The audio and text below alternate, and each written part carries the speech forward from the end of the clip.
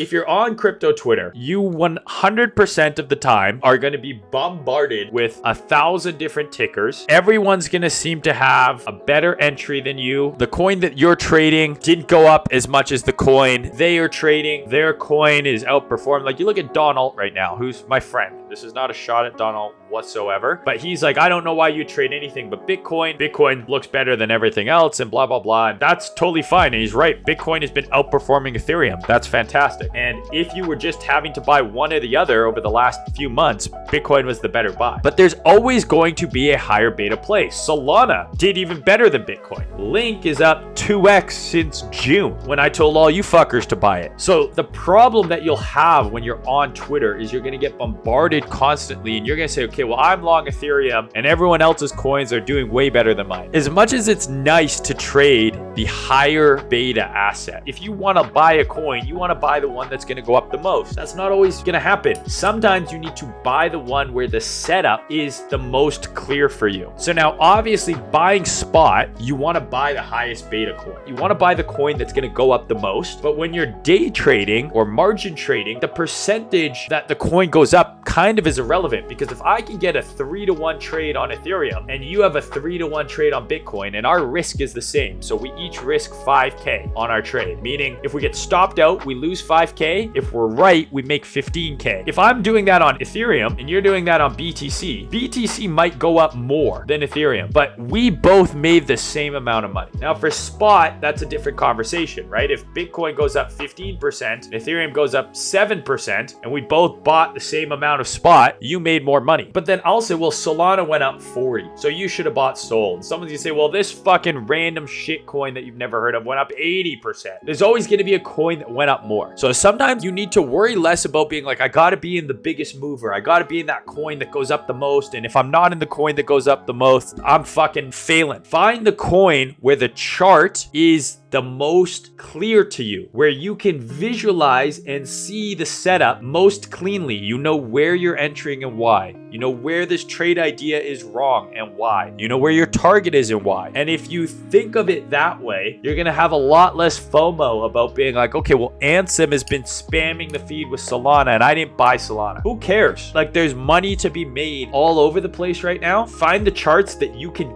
easily see the setups on and just trade your system and just focus on that. Don't worry too much about trying to find the coin that's going to go up the most. There's always going to be, its grass is always greener. There's always someone who got a better entry on a different coin. Don't fucking worry about it, okay? What's your take profit strategy that has worked really well for you in trending markets? Is it TP at key levels, but levels may also get blasted through, or trailing stop losses, partial TPs? I mean, a little bit of everything, right? Because in a bull run, when we're making new all-time highs, there are no previous levels to take profit at. You don't know. So sometimes you just got to have predetermined levels where you're going to take profit. Last cycle, I told myself when we hit 40K, I'm starting to take profit. I sold some at 40, 45, 50, 60. Some of my sells, we kept going up and I was like, holy fuck, right? Oh, I should have held it longer, but you just never know, right? You don't want to be that guy holding and being like, well, what if it goes to 70 or 80 or 90 and then it never does and then you round trip your bag? Generally on Bitcoin, until the daily chart starts making bearish market structure, you're pretty good to keep riding it. Like if you look at the last bull run here, like look at the daily here, right? So every daily low, you have your daily up, there's your higher low, up, higher low, up, higher low, up, lower low. You know, now it's time to get the fuck out, right? Like it can be as simple as that. Trail your stop, trail your stop, trail your stop, or TP some, right? The other thing I was looking at, right, is the highs were getting less and less, right? So this is a huge high. This high to this high is huge. Well, this high to this high is not very huge. This high to this high is even less. And then we got the market structure breaks here. It was time to puke. And then on the second run up, it was effectively the same. We had our daily uptrend, low,